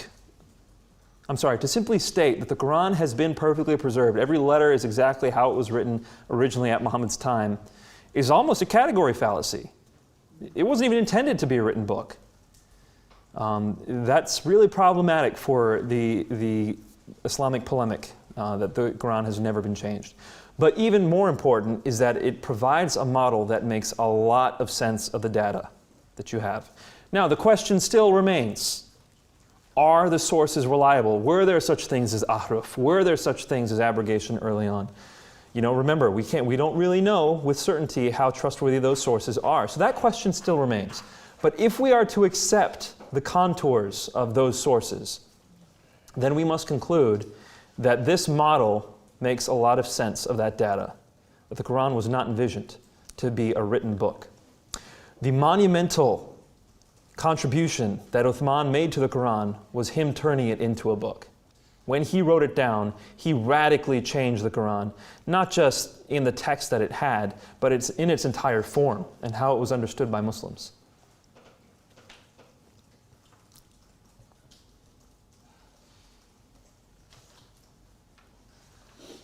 Of course, apart from this, just looking at the data as it is, the whole claim that the Quran has never been changed exactly the way it always was is just untenable, historically speaking. It just does not fit the evidence. You have to throw out a ton of evidence in order to make that claim. I would like to point out, for the sake of clarification, that I would not argue the Quran has been radically altered. I wouldn't argue that. I would argue that we can't know how altered the Quran is. But we do know that there were early disputes. We do know that there's no reason to say it wasn't altered. And we do have evidence that hundreds of verses are missing. Did that change the meaning of the Quran? Who knows? Who knows? But according to the sources, hundreds of verses are missing. We don't know exactly how altered the Quran is, and there is simply no basis to say it's exactly the way it was before.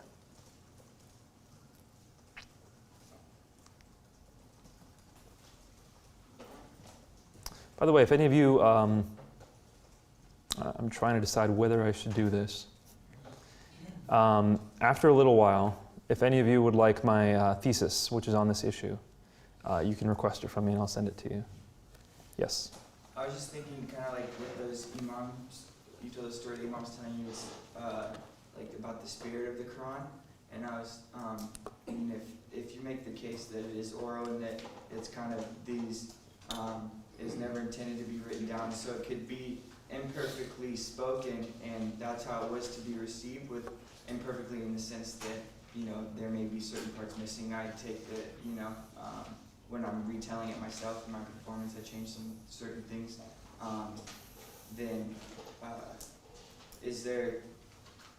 It seems like that they could say then we still have the Quran today because we're still speaking it, you know, imperfectly, and it's just like, you know, representative of the real Quran that's in heaven. Do you kind of get what I'm saying? Yeah, so the question was, if we argue that the Quran was meant as an oral text and not as a written text, then Muslims would be able to say we still have the Quran today.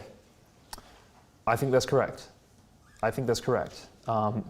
But we would also have to say, I mean, the issue of abrogation still remains. The issue of fluidity still remains. And really, it takes away the whole apologetic impulse of the Quran has never been changed. Right. You'd have to say there was so much fluidity built into it that, in that sense, yeah, it wasn't changed, but not textually. And you can't compare that to the Bible and the Old Testament then, which were written works. Right, and I think it wouldn't. It seems like maybe they wouldn't want to, but it seems like they could forfeit that to you, but still say the true Quran's never been changed, and, you know, our retellings of it are fairly representative of it, and, you know. That's not enough for a Muslim, though. It's not. Okay. That's not enough for a Muslim. They need the text to be exactly the same. I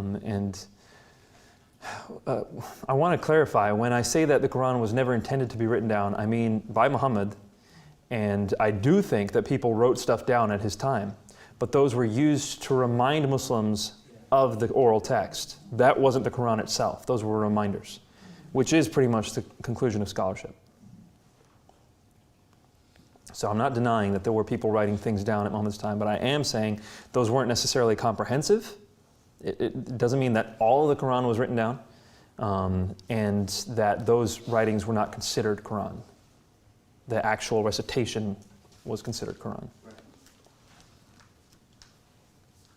Amanda? The notion of the Quran having never been changed, is that why it's believed that the Quran is only truly the Quran when it's in Arabic, and that if it's translated into other languages, you're not reading the true Quran? Is that where that comes from, or does that come from something different? That partially comes, the question was, if you, the notion that the Quran has never been changed, is that a derivative of the fact that it's only read in Arabic? I would say that Muslims think the Quran is so deep in its meaning and so infinite in its implications that if we were to translate it away, we would lose meaning and we would lose implication, and therefore any translation is not true Quran.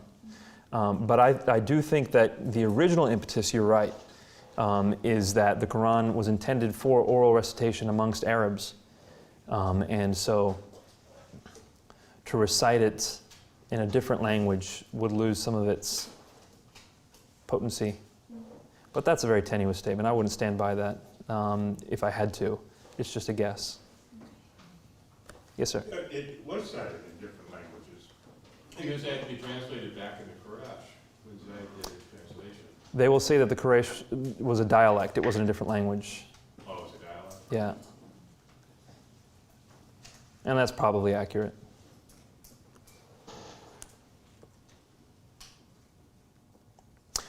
Any other questions? Yes, ma'am. How many language, I mean, I know we have a Quran at home that is in English, but how many languages is the Quran translated into? Well, okay, so Muslims will not allow the term translation for Qurans, generally speaking. They will say an interpretation of the meaning. So they want to make sure that you understand that this is not original Quran. The original Quran has to be in Arabic. That's why most Qurans, if they're going to be accepted by Muslims, have to be 2-column, 1 column Arabic, 1 column English, or whatever other language. It wasn't until recent times when people endeavored to translate the Quran, and certain sects translate the Quran far more than other sects. The sect of Islam that my family comes from tries to translate it in tons of languages. It's a very missionary-oriented sect. Other sects will say that you can't and you shouldn't. You should teach whoever wants to learn it Arabic, and they would have to read it in Arabic. So I would say it's in a lot of languages. I don't know how many, but it's in a lot of languages, but that's based on the efforts of a few. Yes, sir. I've read that one of the reasons that the belief of illiteracy for the prophet is so important is because therefore he could not have consulted sources for his content. But it looks pretty clear that the content is anything but original. He tells Bible stories, he tells Old Testament, New Testament stories, he tells some others, and I don't want to go into the list of 4 or 5 things because I could be a little bit wrong there. How does this discussion that we've just had about the oral nature of the original Quran account for the content? So, the illiteracy of Muhammad, the reason why, okay, you want me to repeat the question? That was a long question. Give me the question one more time, I'll see if I can. Yeah. I've read that the Islamic world today will insist upon his literacy because he got it directly from God. He didn't consult, he didn't learn. His wife's priest who married him didn't teach him the scriptures of the Christians and the Jews. I see. And at the same time, when you read the stories, they're the same stories that are in the Bibles of the Jews, and some of the other stories are in the books of the heretics or the Gnostics. Where did he get the information if it was all oral? Because they're coming from written, unless we want to maintain that in his day the people that could have communicated these things to him were also memorizing it. Okay, so the question then is, the impetus for the emphasis on Muhammad's illiteracy is often for apologetic purposes, to say that Muhammad couldn't have gotten these stories from anywhere because he was illiterate. I've read that in 2 or 3 of the things that I've been reading. So where did he get this from? I would like to point out that the Quran actually gives that reason itself. So I said chapter 17 earlier, I was wrong. It's chapter 7, verses 157 and 158, which says Muhammad was illiterate. And also chapter 29, verse 48, which says Muhammad was illiterate. And in those verses, it says that you accuse him of having written this stuff himself. But how could he? He's illiterate. He hasn't read anything like this, and he couldn't if he tried. So that's found in the Quran itself. We need to remember that this society was starkly different from ours. You didn't have to read to get this information. You had to be able to hear, which virtually everyone did. So, I mean, even it's the same thing in first century Palestine, by the way, where the Gospels were written. They weren't sitting around reading the Gospels. 97% of people in first century Palestine were illiterate. Only 3% were literate. So to to hear the Gospels, what would happen was you'd have someone who would sit down and he would read it aloud. In order to hear the Gospels, someone would recite it aloud and others would hear it. It's the exact same thing for Muhammad. So if he's going to hear these things, he could have heard them anywhere. We know that there were Christians in his area. We know that there were Jews in his area. And we know that Muhammad was a merchant who traveled. And he went all kinds of places and heard all kinds of stories. And he spent time with people from other places. So that Muhammad heard these things from elsewhere is not difficult to account for at all. We'll talk about this a bit tomorrow when we talk about some of the apologetic implications. But there are verses in the Qur'an which talk about Jesus that are from Gnostic sources. The Arabic infancy gospel, the infancy gospel of Thomas, etc. There's literally the Quran says these things happened, but these are Gnostic sources. Where did he get them? Well, he heard the Gnostic sources. Did he read them? Probably not. 97% of people didn't. They heard them. It'd be interesting, actually, if you want to look in Acts. What chapter? I don't know. Towards the beginning of Acts, you have the Ethiopian. Is he Ethiopian? He's traveling in a caravan. Oh, yeah. Is it Philip? Philip who hears him, and it says he overheard him reading Isaiah. I mean, are his eyes that loud? You can overhear him reading it? No, the way people read stuff was people read them aloud. It was read aloud to them. So I could say, hey, I was reading such and such. What I mean is someone was reading it aloud to me. And we see that even in the New Testament. So Muhammad, having read this stuff, heard this stuff, it's not hard to explain, especially considering his travels and the people he was hanging around. But is that indeed the Muslim claim about how he got the stuff? No. Okay, so how the Muslim claim on how he got this stuff is definitely, Muslims will say that Allah revealed it to him directly. They don't need to say that. I mean, it doesn't really add much to their case. But that's what they'd argue. He got it directly. Did Muhammad, was he a religious man before this? Was he a Christian, a Jew, a pagan? Yeah, so the Islamic sources will say that Muhammad was a monotheist, and that's about it. He just believed in one God before his ministry. So he wasn't part of any formal religion at the time? Not that it says anywhere. Again, you've got people like Patricia Crona and Michael Cook who would argue that he was actually a heretical Christian. But the vast majority of scholars and all Muslims would say no, he was just a monotheist. Do you have any other questions? Yes, sir.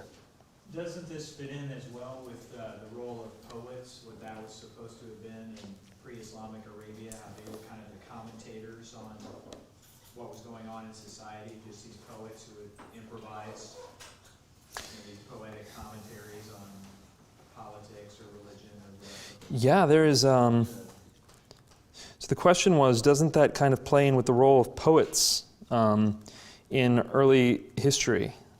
And I wanted to read this for you. This is a classical Islamic commentator, Ibn Rashid, who says, when there appeared a poet in the family of the Arabs, so talking about Arabs right before Muhammad, when there appeared a poet in the family of the Arabs, the other tribes round about would gather to that family and wish them joy for their good luck. Feasts would be gotten ready. The women of the tribe would join together in bands, playing upon lutes, as they were wont to do at bridals, and the men and boys would congratulate one another. For a poet was a defense to the honor of them all, a weapon to ward off insult from their good name, and a means for perpetuating the glorious deeds of establishing their fame forever. So poets were extremely important in this society. And again, oral society makes sense. That Muhammad was just a poet was a common accusation. According to the Qur'an, if we can read the Qur'an in a documentary fashion, which skeptical scholars would say we can't, but if we can, the Qur'an often responds to the claim that Muhammad is just a poet. And that's part of the reason for the challenge. If you think he's just a poet, then you try to write something like this. You'll see that you can't. That's how that all works together. Wasn't there an early account as well of a poet in Mecca accusing Muhammad of borrowing? Wasn't there an account of an early poet in Mecca who had accused Muhammad of basically borrowing poetry and being a forger? Again, that's in the Qur'an. It says, they accuse you of forgery. But if they knew better, essentially the Qur'an is saying. So yeah, it seems so. There's all kinds of stories of poets battling with Muhammad at that time. Yes, sir? Yeah, I was thinking about the oral practice of, putting things side by side rather than the written practices of going in deep. And so I was thinking about a lot of biblical texts, but especially in the book of Proverbs. You see that all the time. So I'm wondering, just off the cuff, what would you say about comparing and contrasting, that phenomenon in the Quran and the Bible? Actually, Genesis is given as a common example, Genesis 1, of an oral text. Because if you actually look at Genesis verbatim from the Hebrew, it'll say, and then God did this, and then God did this, and then God did this, and then God did, and you see a lot of ands in there used as conjunctions, which is supposed to be a hallmark of oral composition. The difference here is the Islamic claim versus the Christian claim. It doesn't pose a problem for Christian inspiration at all if it was an oral text later written down. Yeah. It does pose a problem for the Islamic polemic that the Quran has never been changed. So you're right. When it comes to the literary quality of the Bible, there are certain portions of the Bible that seem to have been composed in oral composition, but it does not compromise the claims of inspiration and inerrancy for Christians, whereas it does for Muslims, because Muslims have a higher view of their inspiration and inerrancy. That was a great point. Ma'am? Not sure if I can word my question, but I'll try. Your statement about the language and how the Quran, the recitations were for the Arab peoples, then what gives them the impetus to take their beliefs or the message of the Quran to the other peoples? Well, I wouldn't say it was for the Arab people. So the question was, what gives them the impetus to take the message elsewhere when it was developed for the Arab people? I don't think that, well, first off, I don't think Muhammad thought it through that carefully. I don't think he realized what the implications would be. But at the same time, Muhammad did say that you could read the words however you wanted to. He introduced an element of fluidity into the text. So he allowed for people to read however they needed to read in order for them to learn it. Plus, from the very beginning, you had Muhammad telling people to go and conquer others. I mean, this is in Surah 9. To go and, unless they accept Islam, to fight them. Now, what does that mean? That means Islam was intended for evangelism, if you will, for spreading along those lines in its own remarkable way. So I wouldn't say that it was intended just for Arab people, but I would say that it was crafted in the Arab language for an Arabic milieu. So that's what I mean by I don't think he thought it through. It wasn't crafted in a universal way, but it was intended for people of all sorts.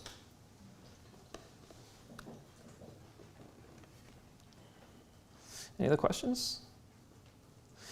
We have covered a lot today. We have looked at a lot of the issues with critical scholarship. We've looked at a lot of the sources. This was a very heady day.